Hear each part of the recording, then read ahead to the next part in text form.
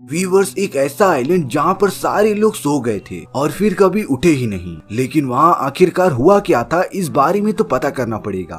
कहानी की शुरुआत में हमें सैमुअल नाम का एक रिपोर्टर दिखाया जाता है जो कि एक ऐसे अनजान आइलैंड पर आ गया था जहाँ सारे लोग पता नहीं क्यों सो रहे होते हैं। उन्हें सोए हुए कई दिन बीत गए थे पर उनमें से कोई भी अभी तक उठा नहीं था। सैमुअल तो उन सभी की फोटो खींचता रहता है। उस आइलैंड पर पता नहीं एक खतरनाक पैंडेमिक हो गई थी जिससे कि जो भी वहाँ पर सोया था वो वापस उठा ही नहीं। लेकिन ये सारी चीजें दिखने में जितनी सिंपल लग रही थी उतनी थी नहीं। जो भी लोग अपना अपना काम कर रहे थे वो तो वहीं पर सो चुके थे। बस में, सुपरमार्केट में, यहाँ तक कि स्विमिंग करते टाइम भी वो पूरा का पूरा आइलैंड तो एकदम मुर्दों का घर लग रहा था। उन सारे लोगों की बॉडी एकदम नॉर्मल थी लेकिन वो सब कई दिनों से उठ ही नहीं रहे थे। वहाँ पर एक बात सोचने वाली थी कि इस पैंडेमिक का असर सिर्फ आइलैंड पर रहने वाले रेसिडेंट्स को ही हुआ है। जो भी बाहर से आ रहा था उससे कुछ भी नहीं हो रहा था। इसीलिए अब वैज्ञानिकों की टीम वहाँ पर आ जाती है कुछ रिसर्च करने के लिए। लेकिन लिटरली अभी तक उन्हें पता ही नहीं चला था कि ये सारी चीजें हुई कैसे। इसीलिए अब उन्होंने उन सारे लोगों पर नजर रखना स्टार्ट कर दिया था जो सो चुके हैं। वो सभी लोगों के हाथों पर टैग लगा देते थे जिससे कि आइलैंड पर रहने वाले हर एक लोगों को आइडेंटिफाई किया जा सके। वो पूरी जगह एकदम से सुनसान हो चुकी थी और वहाँ पर किसी का भी आना एकदम मना था। लेकिन हमारे मेन कैरेक्टर सैमुअल के लिए नहीं, वो तो बिना किसी से डरे आइलैंड के अंदर घुस जाता है। सबसे पहले सैमुअल एक बस के पास पहुंचा था जिसमें कि सारे लोग ऑब्वियसली सोते रहते हैं। सैमुअल को तो ये सारी चीजें किसी हॉरर फिल्म से कम नहीं लग रही थी। अब सैमुअल वहाँ की सोती हुई एक औरत के हाथ से पानी में रखी गोल्ड फिश ले लेता है जिसके साथ वो लिटरली बातें करने लगा था क्योंकि वही एक जिंदा चीज थी जो कि मूव हो रही थी। और अब सैमुअल काफी सर्च करने के बाद एक घर में चला जाता है लेकिन अब वहाँ उसे एक लेडी सोती हुई दिखाई दी थी। उसका नाम स्टेला था। वो भी बाकी लोगों की तरह एकदम गहरी नींद में थी। सैमुअल स्टेला के बारे में कुछ सोचता है और वहाँ से दूसरे कमरे में जाकर सोने का डिसाइड करता है। नहीं तो सैमुअल का बस चलता तो वो स्टेला के बेड पर ही जाकर उसके साथ सो जाता। और उसने स्टेला को सोते हुए भी प्राइवेसी देना ठीक समझा। हालांकि उस पूरे एरिया को वैज्ञानिक निगरानी में रख रहे थे इसीलिए सैमुअल अंदर जाकर तुरंत ही सो गया था। और अब वो एक बहुत ही अच्छा ड्रीम देखता है जिसमें कि वो सुपरमार्केट में पहुंच गया था। सैमुअल तो अपने सामने स्टेला को देख रहा था जो कि उसी सुपरमार्केट में मौजूद थी।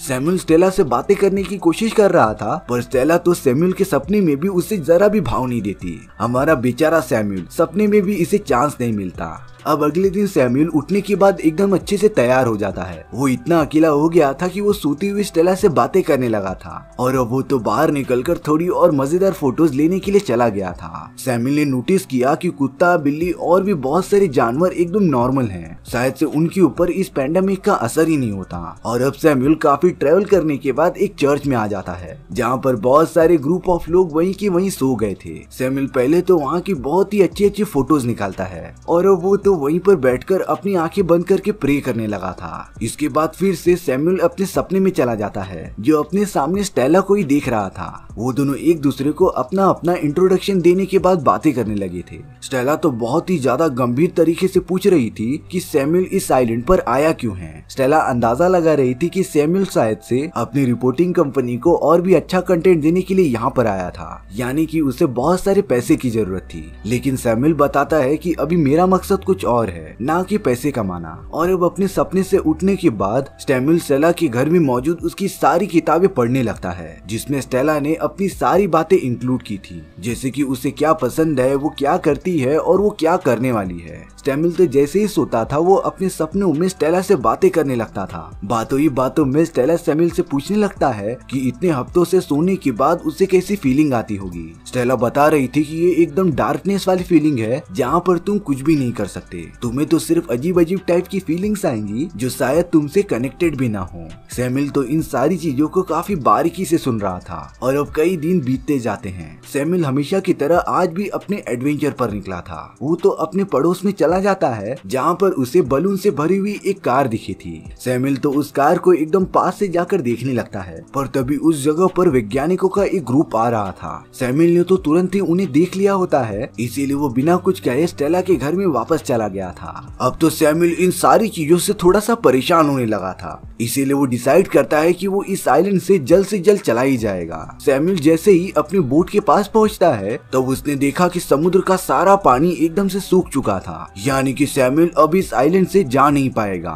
सैमुअल को मजबूरी में स्टेला के घर पर वापस आना पड़ता है। लेकिन जब सैमुअल स्टेला के घर पर आया तब किचन का नल अपने आप ही चालू हो गया था, पर सैमुअल तो वो नल बंद करके गया था। ये सारी चीजें तो और भी ज्यादा स्कैरी होती जा रही थी। और अब सैमुअल फिर से स्टेला के इस सपने देखने लगता है जिसमें कि स्टेला सैमुअल से यहाँ आने का असली मकसद पूछ रही थी। तब जाकर सैमुअल असली बातें रिवील करता है। दरअसल सैमुअल स्टेला से 1 साल पहले एक बीच पर मिला था और सैमुअल को तो स्टेला बहुत ही ज्यादा अच्छी लगने लगी थी। हालांकि सैमुअल उसका नंबर लेना चाहता था, पर उससे पहले स्टेला वहाँ से चली गई थी। और अब स्टेला को ढूंढकर उसके बारे में पता लगाना सैमुअल का सबसे बड़ा मकसद बन गया था। अब सैमुअल रियलिटी में एक सुपर मार्केट में चला जाता है कुछ खरीदने के लिए, पर वहाँ भी सारे लोग एकदम से सोए हुए थे। यानी कि सैमुअल इस पूरे सुपर मार्केट में कुछ भी ले सकता था। पर तभी उस जगह पर 2 साइंटिस्ट आ जाते हैं, जिन्हें देखने के बाद सैमुअल वहीं पर सोने की एक्टिंग करने लगा था। वो साइंटिस्ट तो सैमुअल को भी सोया हुआ मानकर उसके ऊपर टैग लगा के चले जाते हैं। और अब सैमुअल अकेले ही उस पूरे सुपर मार्केट में काफी मजे कर रहा था। उसने तो बहुत सारे खाने के सामान खरीदे थे और लिटरली कैशियर को पे भी किया था। इसके बाद सैमुअल सारे सामान लेकर स्टेला के घर पर आ जाता है। वो तो स्टेला की सारी चीजों को काफी ऑब्जर्व करने लगा था, जैसे कि उसकी नोटबुक, उसके कमरे में रखी गई सारी चीजें और छोटे मोटे टॉयज भी, जिससे कि सैमुअल पता कर सके कि स्टेला को क्या पसंद है और क्या नहीं। स्टेला के कमरे में सैमुअल को उसका एक टेप रिकॉर्डर मिलता है जिसमें कि स्टेला की बहुत सारी बातें रिकॉर्डेड थी, जैसे कि वो आगे चलकर क्या क्या करना चाहती है। उसमें स्टेला ने रिकॉर्ड किया था कि उसे कैसे बार्बी गर्ल्स, फ्लेमिंगो बर्ड और बहुत सारी बुक्स अच्छी लगती थी। साथ ही साथ स्टेला को एक बीच पर छुट्टी के लिए जाना था जहाँ पर कोई भी ना हो। उस बीच पर तो सिर्फ वो और उसका सोलमेट मौजूद हो। सैमुअल तो ये सारी बातें एकदम अच्छे से ऑब्जर्व करता रहता है और अब वो अपनी इमेजिनेशंस में वापस खो गया था। वो स्टेला को अपने सामने देखता है जो उससे कह रही थी कि वो बीच पर चले, और अब वो किसी भी कार में बैठकर वहाँ से जाना चाहते थे। सैमुअल कह रहा था कि हम दूसरों की कार को नहीं चुरा सकते,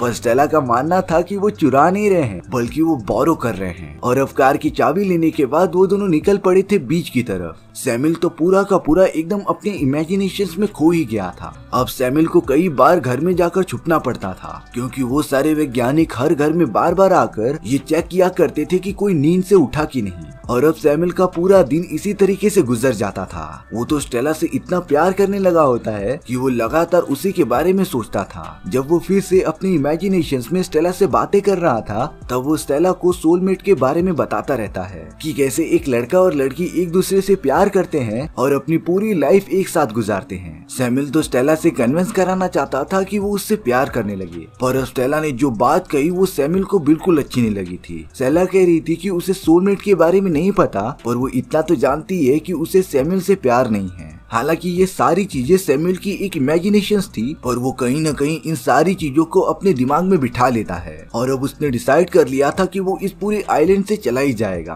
पर आधे रास्ते में उसे वापस याद आता है कि वो इस आइलैंड से बाहर ही नहीं निकल सकता। मजबूरन सैमुअल को घर पर वापस आ जाना पड़ता है। और अब तो जैसे लग रहा था कि वो अपने इमेजिनेशंस पर कंट्रोल ही नहीं कर पा रहा था। वो तो अपने सपनों में स्टेला के साथ रिलेशनशिप में भी आता है और उसके साथ काफी अच्छे पल भी गुजारता है। लेकिन अब स्टेला का एक डार्क सीक्रेट सैमुअल के सामने आता है, जो सैमुअल से कह रही थी कि उसका एक पहले से ही बॉयफ्रेंड था जो कि दूसरे शहर में रहता है और वो शादी भी उसी से ही करेगी। ये बोलकर स्टेला एकदम अंधेरे में गायब हो जाती है। सैमुअल को जरा भी अंदाजा नहीं था कि उसके साथ आखिरकार हो क्या रहा है। उसकी मेंटल कंडीशन एकदम से बिगड़ने लगी थी। वो पता नहीं कुछ एकदम हॉरर टाइप के कुछ सपने भी देखने लगा था और ये सपने एकदम रैंडम और एक्यूरेट थे। सैमुअल इन सारी चीजों से एकदम परेशान होकर यहाँ से बाहर निकलना चाहता था। इसीलिए अब सैमुअल एक टाइपराइटर लेकर स्टेला के बारे में सारी चीजें लिखना स्टार्ट कर देता है। उसने तो अपने बारे में भी मेंशन किया था, जिससे कि जब स्टेला होश में आए तब वो उसके बारे में सारी चीजें जान ले।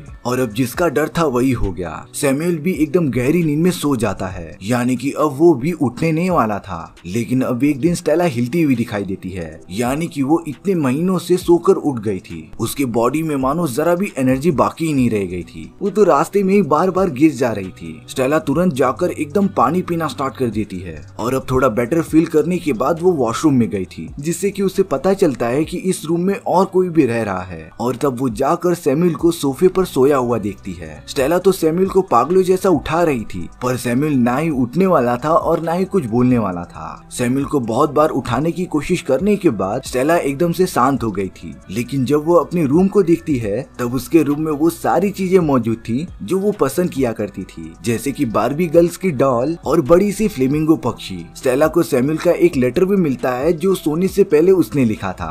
स्टेला तो एकदम क्यूरियसली उसे पढ़ने के लिए बैठ गई थी, जिसमें कि सैमुअल की सारी फीलिंग्स और उसके एक्सपीरियंस मौजूद थे। और अब ये सारी चीजें पढ़ने के बाद स्टेला को एहसास हो जाता है कि सैमुअल उसे कहीं न कहीं लाइक करता था और जितने टाइम तक वो सोई थी उसने उसका ख्याल भी रखा। लेकिन अब बारी थी स्टेला की। स्टेला जब भी सो रही थी उसे सैमुअल के सपने आ रहे थे, जो लिटरली सामने बैठकर उससे बातें कर रहा था। सैमुअल बता रहा था कि वो उसका सोलमेट है और वो हमेशा हमेशा के लिए उसका ख्याल रखेगा, क्योंकि वो स्टेला के साथ कुछ कनेक्शन फील करता है। स्टेला तो इस सपने को बार बार देखती ही जा रही थी और अब स्टेला भी सैमुअल की तरह उसका ख्याल रखना स्टार्ट कर देती है। कई दिन इसी तरीके से बीत गए थे, लेकिन जब एक दिन स्टेला सैमुअल के पास जाती है तब उसने देखा कि सैमुअल वहाँ पर था ही नहीं। और अब रियलिटी में सैमुअल और स्टेला एक दूसरे को पहली बार देखते हैं, लेकिन वो दोनों ज्यादा कुछ रिएक्ट नहीं करते, क्योंकि उन दोनों के साथ ऐसे ऐसे इंसिडेंट हो चुके थे ना, जैसे लग रहा था कि वो एक दूसरे को बरसों से जानते हो। लेकिन अब रियलिटी में वो दोनों एक दूसरे से दोस्ती करना चाहते थे और शायद से आगे चलकर वो दोनों रिलेशनशिप में भी आ जाएं। और इसी तरीके से हमारी ये कहानी यहीं पर खत्म हो जाती है। सो व्यूअर्स, आपको ये स्टोरी कैसी लगी कमेंट सेक्शन में बताना भूलना मत। और अगर आपको मेरा एक्सप्लेनेशन 1% भी अच्छा लगा होगा ना, तो वीडियो को लाइक एंड चैनल को सब्सक्राइब जरूर कर देना, क्योंकि सच में इससे मुझे बहुत ज्यादा मोटिवेशन मिलेगा आपके लिए इसी तरीके की मजेदार स्टोरीज ढूंढ कर लाने के लिए।